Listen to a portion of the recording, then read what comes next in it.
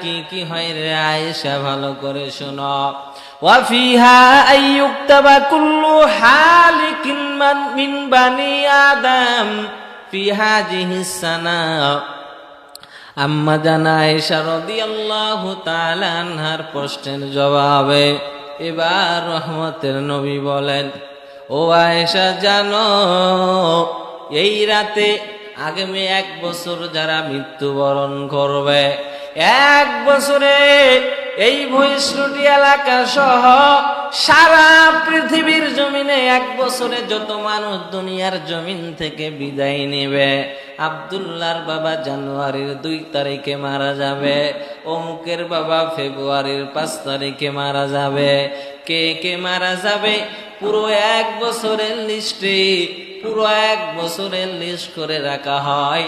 আগামী 1 বছর যারা যারা দুনিয়ার জমিন ছেড়ে বিদায় নিবে তাদের সমস্ত মানুষদের নামগুলো লিপিবদ্ধ করে রাখা হয়। শুধু তাই নাই রে মুসলমান।